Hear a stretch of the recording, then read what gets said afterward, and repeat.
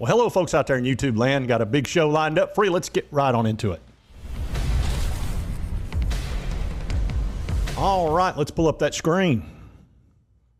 On NEO and WTF, what is everything money doing being bullish on NEO? They hate NEO. What's going on here? Let's get into this. All right, first of all, the market's up today, which that's nice to see after last week, which was a freaking nightmare. And, you know, look, we're just dealing with horrible inflation, horrible gas prices, and nothing's being done about it. You know, they're talking about maybe doing something about the gas tax. That'll, you know, it's 16, 18 cents, something like that. Better than nothing, but look, we need about $2 off that price. And I don't see that happening. It just is what it is. So we're dealing with a lot of crap, and that's really hurting the market.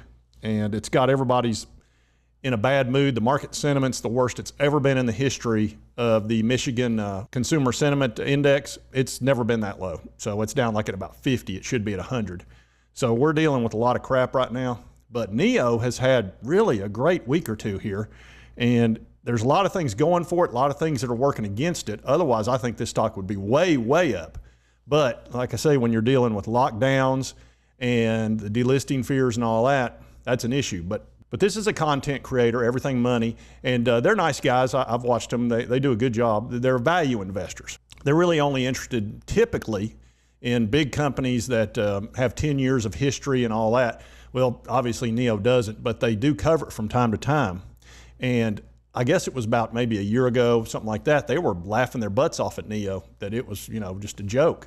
Actually, I have a little video clip of them talking about NEO.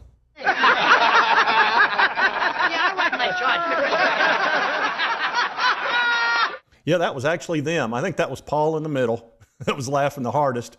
And I can't remember the other fellows' names. But anyway, they were ripping it to shreds. And I've noticed they started coming around to NEO a few months ago. And now, voila, something's happened. All right. This could be a buy if you believe these middle numbers. If you believe these middle numbers, you're buying this thing all day. Because its low is 9, high is 83. It's currently at 19, middle is 30. 28 or 30. Okay. Well, I don't know about you, but I'm seeing 28 to 30 is what they're calling for. And that's not far off from what the analysts are talking about. And there are several analysts calling for this stock as a strong buy. Deutsche Bank is calling for a price target of $45, as you can see right here.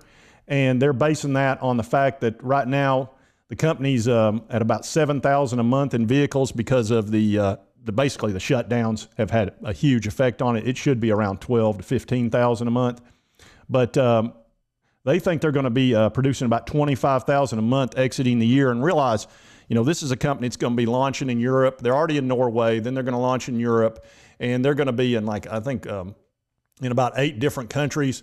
And they're getting ready to open up a second factory. It's really on the verge. They've already started producing the ET5s out of the new NEO Park. Now, these are obviously test vehicles, but by September, they should be producing for the real deal. So there's a ton going on with this company. That's a lot of positive catalyst other than the 2 big negative headwinds. So again, Deutsche Bank at 45. And then you've got Morgan Stanley coming in at 31. And they think they'll be doing 30,000 vehicles at the end of the year. But, you know, either one of those would be real strong for the company. And you would think that'd be accurate.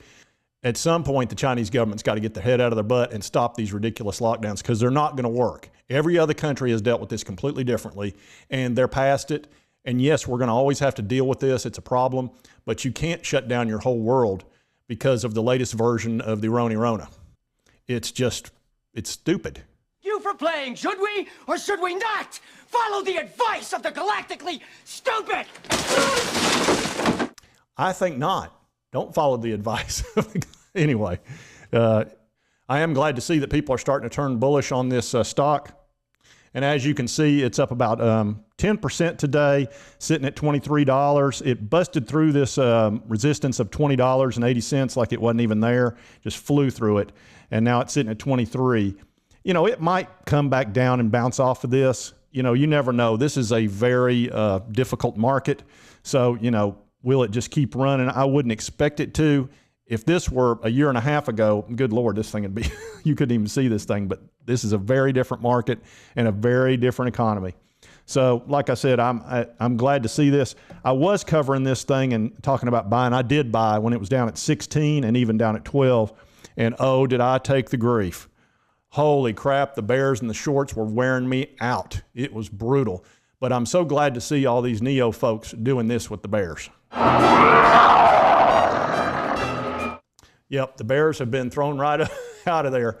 It's nice to see that. Like I said, this stock is, it's one that I feel really good about long term. And this stock's been fighting all kinds of crap.